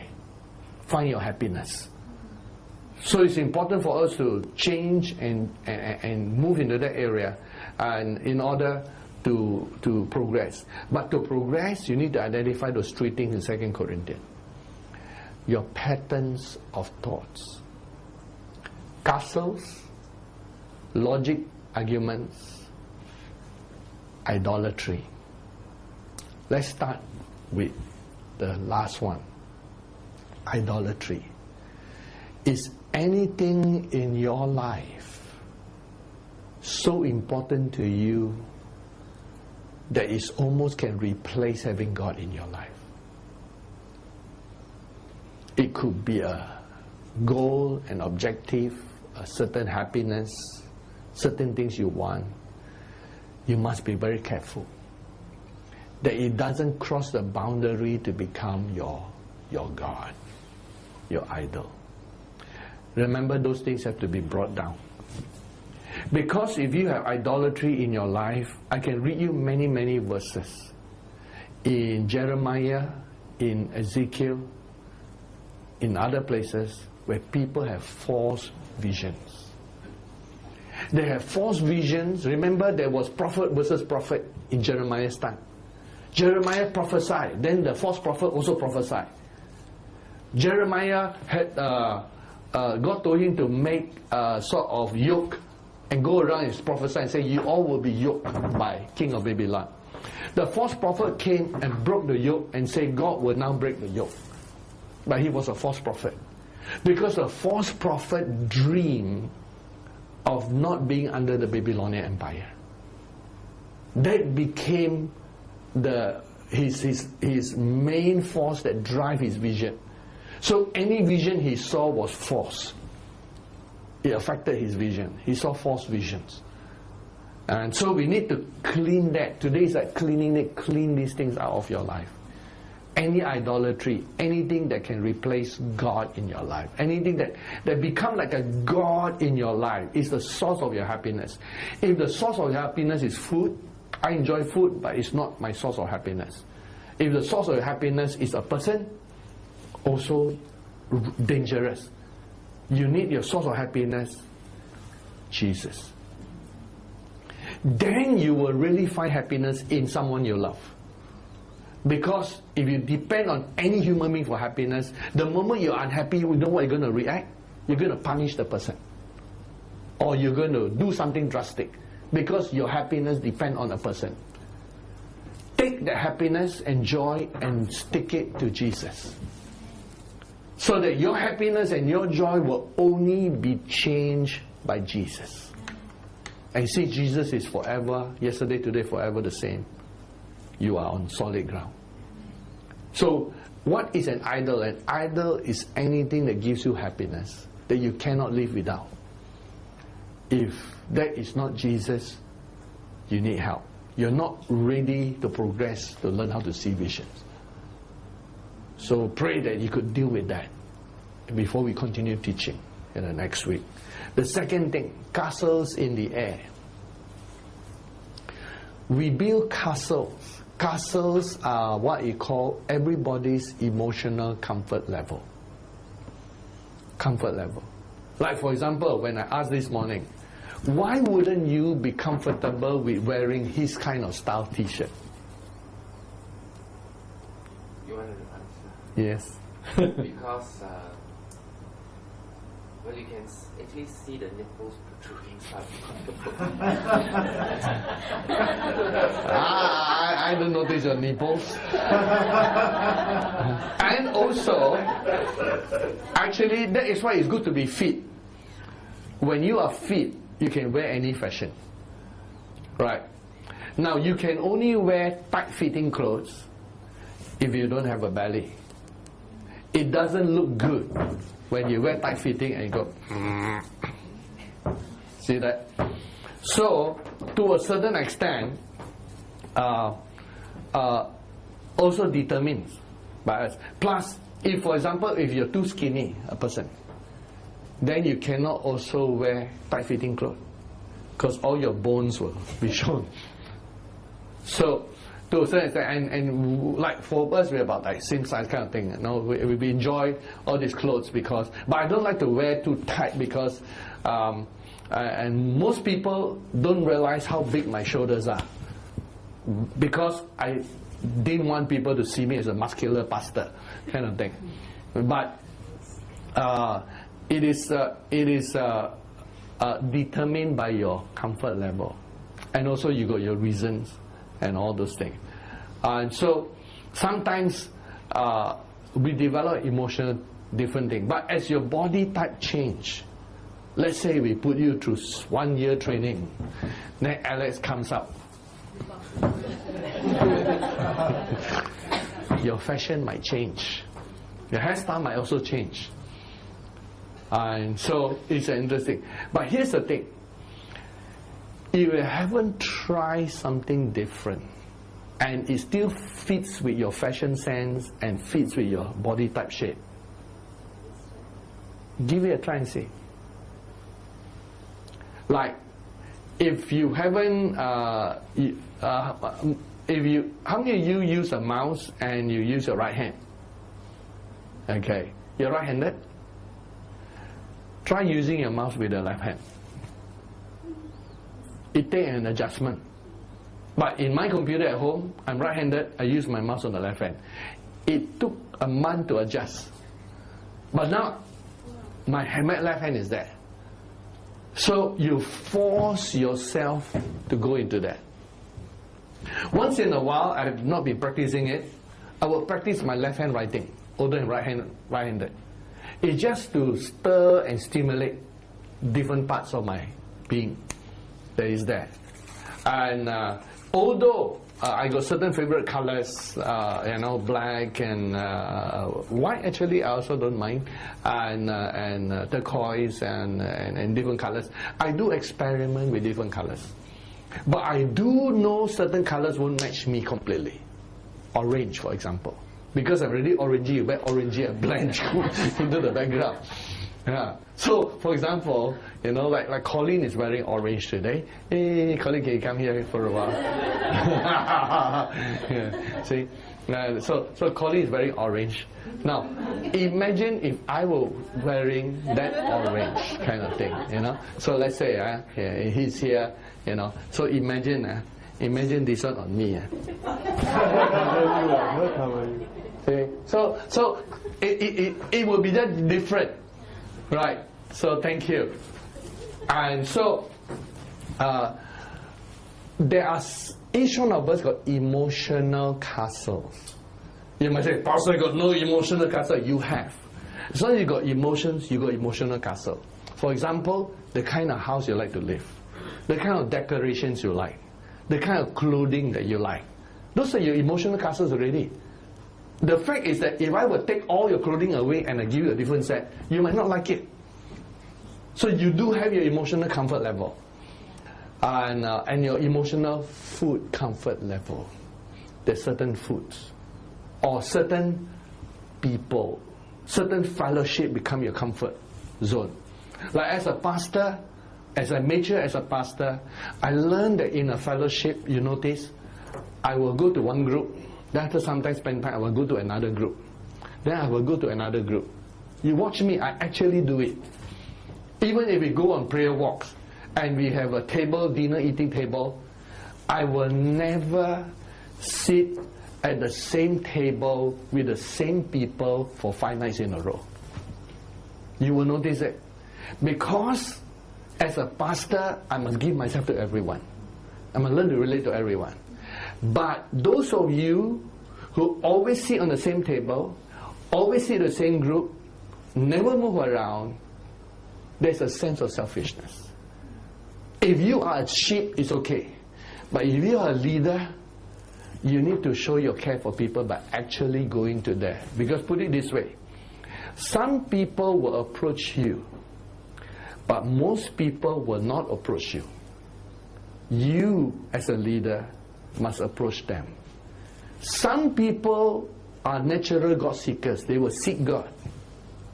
But most people, God has to come into their life to Jesus Christ. So Jesus has to come and live with us. So the same way, put this Jesus factor into your life so that you reach out to people. And mind you, when I first started doing that, I am naturally not a social person. I'm naturally what I would call a lone ranger. You can leave me for 5 days all alone, I'm very happy. Most social people, you live 5 days away, unhappy. But because the ministry involves people, I have to change and learn to love people and learn to want to hear them and be with them. So you will see me purposefully doing that. And even when I love and enjoy myself talking to, some people enjoy more than others. But as a pastor, I must spread myself out to make sure everybody is there, they can share with me, talk with me, and I will move the table. You notice that when I was in Maraba and all that, remember there were many tables, and then there were certain young ones that keep asking me questions. Wherever I go, they keep following. So, yeah, but still I move tables. And I must sit for a while and say, okay, excuse me, I take my plate and go to another table. So that is purposefully done. And that took time. But now I enjoy doing it. I enjoy getting to know different people, different parts of the ship, different personality. So sometimes you got to break down your castle, rebuild your castle differently. We all have emotional castles that you only let certain people through and nobody else is let through. So you got to break that down in order to become a ministry. And of course, the argument of logic is where, where I say that all horses are animals, all pigs are animals, therefore all horses are like pigs. The logic breaks down is this. Logic must always be analyzed to the extreme. You want to go into logic. You cannot be superficial. It must, like, all horses are animals, all pigs are animals. Then you ask the question, really, are all horses equal to all pigs? No matter how you feed, cannot. Because firstly, look at the horse, look at the pig, they're two totally different animals. So if they cannot feed, the only logical conclusion is they are both different types of animals. That is the safest you can. There's no way you can merge them. Apples and oranges are different. You cannot try, even when you try, your expert person try to hybrid, you might hybrid an orange with a lemon, but you cannot hybrid an orange with an apple. Just totally different. And they have made many hybrids out of the classification called citrus fruits. But something that is not citrus fruit, very hard to put together. Even the genetic cannot go together. And it just won't succeed. So there is a certain extent to which when you operate in the realm of logic, be willing to rearrange your logic. If someone shows a flaw in your logic, don't have to be proud, don't have to be upset. I have sometimes upset people because their logic is flawed. And you know me, my strong point is an intellectual, and I can point to the flaws in the person's argument within 5 minutes. But not everyone can accept that, and I learn not to do that to people. I will just say, kind of thing, unless a person, willing to go on a theological dissertation that we explore together, then we can point to see how logical a person's argument is. But logic is what I say, a little knowledge is a dangerous thing. You either do it thoroughly or you don't do it. But most people jump to illogical conclusions, and thus they make a lot of mistakes that are there. And so that's important for us to consider when we look at all these areas in the Lord and progress. Now, I've shown all the progression. Be true to yourself. Look at some of these things. Do you actually have problems in this area? Now, after you look at that, the second area to look at here is, what is the percentage that you're here and here? Now, a percentage will always end up as 100%. So based on the 100%, how much percentage are you, let's say, if you're true to yourself, and this you do to yourself, you don't do it to anybody, and you can keep it secret. Let's say when you look at this chart, and you say, oh, actually in my life I got a lot of sorrow. So you give yourself a percentage. So you give yourself 20%. But I would admit, before in the past, I had a lot of sorrow, even in my upbringing. I don't have much joy in my life. I only enjoy reading books. That's my only joy. As far as anything else, no, I had a lot of sorrow.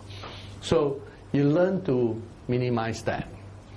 And so, let's say if right now you're 20% there, then you put 20%. Any anger in your life, if you're goody two shoes, you say 0, So, but if you say 5%, then you put 5%. Let's say I put 5%. And then you say, any area of sadism, that one hopefully is 0. Kind of thing. If you got any percentage, you really need to pray for you. And so sometimes you're confused in your life. How many times in your life you get confused? They say 5%. Okay, then you put 5%. You just roughly guess. Just roughly throw in the percentage. And then do you have unforgiveness? Ask yourself. Anybody? So 0%, 0 when you ignore. And then look at this. How much joy do you think you have in your life? 5%, 10%? So you give yourself 10%. Then if you look at any other, how much peace do you have? You say, oh, peace, maybe I got, 10%, 20%, you could give 20%. Then you say, love, how much love? You sort of know you're a loving person. Say, wow, love, I got 40%, 50%. So you give yourself 40%. But at the end of the day, your percentage add up to more than 100. If your percentage add up to more than 100, I'd like you to adjust until it's 100%, under 100%. You got to reduce some, increase some. Because a percentage is a percentage. It's based on 100. So if it's like, if you total, right now let's say I total up.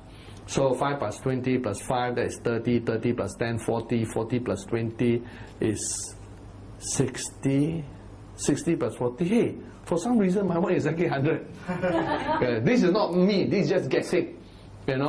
Putting.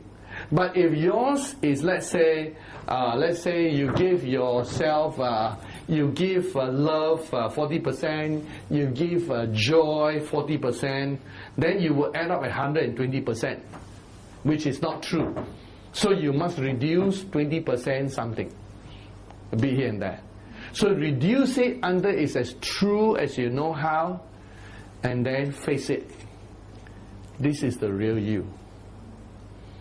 This is the real you, hiding behind everyone. And then, once you get a percentage, you look at, if you have a lot in this area, certain percentage on the negative side, then you say, these are all emotional areas. You wonder which one is the lord of your castle. I mean, which one is dominant? Unforgiveness, anger, depression. One of them is the lord of the manor there. And the one that is the strongest force, and the second strongest force, third strongest force, you need to watch in the area of your life. Remember your cats, again, partly revealing, because it's going to come up in your life. So if, let's say, you're a very defensive person, you need to be more positive about people, to believe in the good of people. And so you have to shift your thinking, because every one of us will want to think that you are the super normal, everybody else is abnormal. But actually, all of us are abnormal, only Jesus is normal. Only Jesus is normal. So we are all working towards Jesus. And we need to face ourselves in the mirror.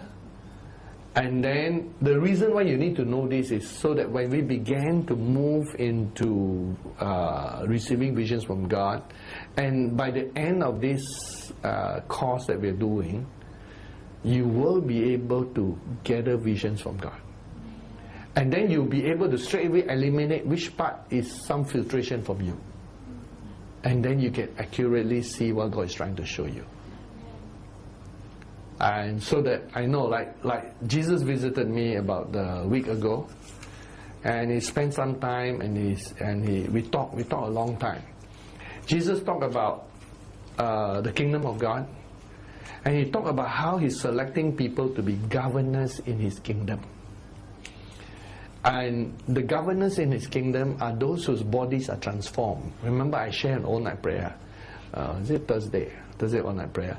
I shared about how only a certain number of people make it. And Jesus told me he need only a select number of governors, and to them will be given the gift of their bodies transformed.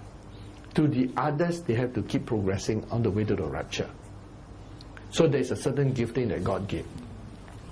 So it's important for us to pursue Jesus with all our heart, mind, soul, and strength, and make all the right decisions, to know where we are, and to be able to hear Jesus and talk to Jesus, to hear what Jesus says is so important. And Jesus is a wonderful shepherd. If you ask me to see a cat, I would see the purest white cat. If you ask me what the cat is doing, the cat is lying down on the softest cushion that is very contented. If there's another cat that approach, it is another pure white cat, similar, like a twin. In fact, I see the other cat is the soulmate cat to the other, one male, one female. Why? Because, I still have to hitch up. Then, if I introduce a dog, the dog, because I already have a pet dog before, will be my pet dog. It comes in, already born again, resurrected. And it will be just, and the two cats are riding on top the dog. Boom, boom, boom. Going many places to see many places. And then if I were to introduce the sheep, if we the sheep in the most beautiful meadows, it looked like a heavenly meadow. And there are many other sheep there. And when the shepherd comes, the shepherd held me in his arms and held me there because I have been there. And there is the one position that God wants all of us, in the bosom of the Father. Amen. And Jesus represents the Father. You know, bosom is right where Jesus is holding you. The sheep doesn't even run. Jesus carries the sheep, holds the sheep in his arm. That will be my drawing for today. And so I pray that each one of us will progress so that every vision you see will be pure in God. So we have more training to come. And today, build the right castles, have the correct logic arguments, and your idol is Jesus. Amen. And the only one that we love. Let's pray. Father, we pray that you continue to teach us your word. Transform our lives until we change from glory to glory. Until our heart filled with so much love for Jesus, that you are our only Savior and love. We pray, God, that you will take each one of us to the place where we can be renewed. Our mind transformed, our emotions reset, so that we can be where you want us to be. Change and transform us, Father, until we are exactly like Jesus. Thank you, Father, for your word. Let your word change us, transform us. Transform those who are online. Help them to see themselves where they are. In any areas that they need to grow, let it be so, Father. Till we all become the glorious, purest church that the world has never seen. Your kingdom has come. In Jesus' name. Amen. Praise God. Give Jesus a good clap offering. God bless you.